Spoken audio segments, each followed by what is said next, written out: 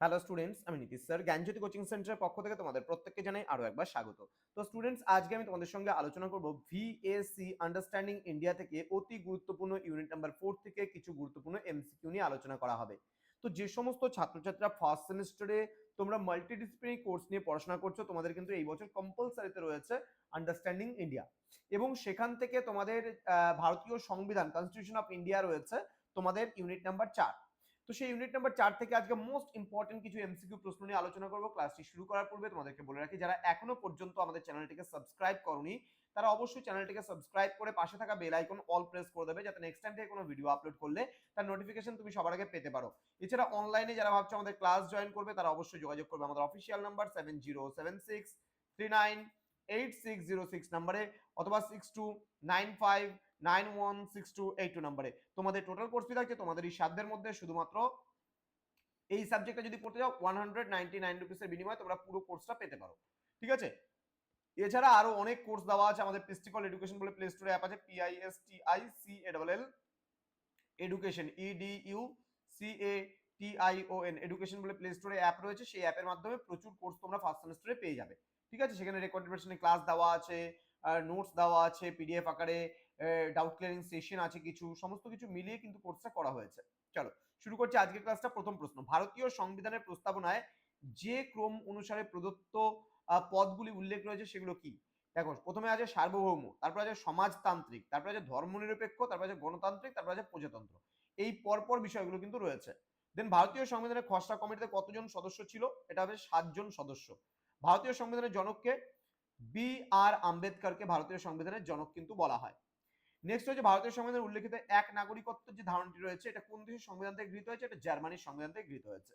Next, সামাজিক ন্যায়ের ধারণা নিচের কোনটি একটি অভিন্ন অংশ? উত্তর হবে সংবিধানের প্রস্তাবনা।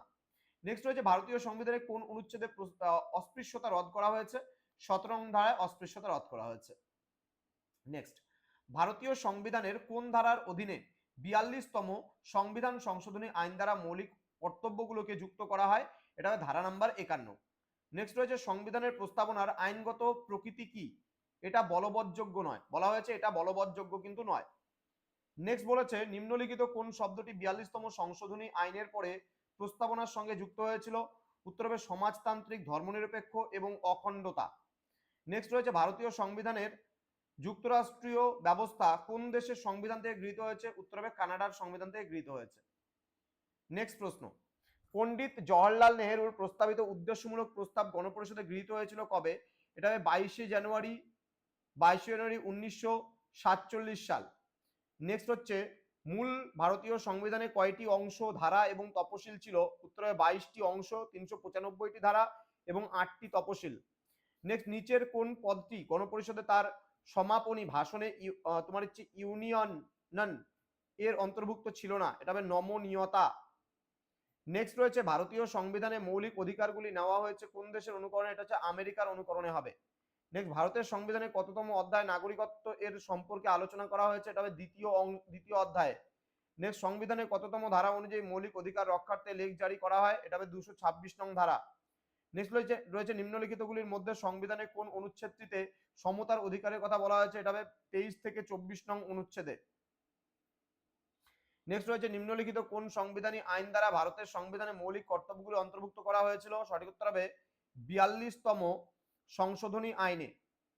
নেক্সট রয়েছে কততম সংবিধান সংশোধনীর মাধ্যমে মৌলিক অধিকারের তালিকা থেকে সম্পত্তির অধিকারকে বাদ দেওয়া হয়েছে? এটা 44তম সংবিধান সংশোধন। নেক্সট, ভারতীয় সংবিধানের নিচের কোন ধারাটি মৌলিক অধিকারের সঙ্গে সম্পর্কিত আইনের সঙ্গে অসামঞ্জস্যপূর্ণ? এটা হবে ধারা নাম্বার 11। আচ্ছা, তো স্টুডেন্ট যারা এখনো পর্যন্ত আমাদের সেন্টারে যুক্ত হওনি বা যুক্ত হয় ভাবছো, তারা অবশ্যই চ্যানেলটিকে সাবস্ক্রাইব করে পাশে থাকা বেল আইকন অল প্রেস করে দাও, যাতে নেক্সট টাইম থেকে কোনো ভিডিও আপলোড করলে তার নোটিফিকেশন তুমি সবার আগে পেতে পারো। তোমাদের উজ্জ্বল ভবিষ্যৎ গড়ে তুলবো আমরা, এটা কিন্তু আমাদের প্রতিশ্রুতি। দেখা হচ্ছে খুব তাড়াতাড়ি আরো একটা নতুন ক্লাস নিয়ে। তোমরা প্রত্যেকেই ভালো থেকো, সুস্থ থেকো। Thank you so much, thanks for watching after all, thank you.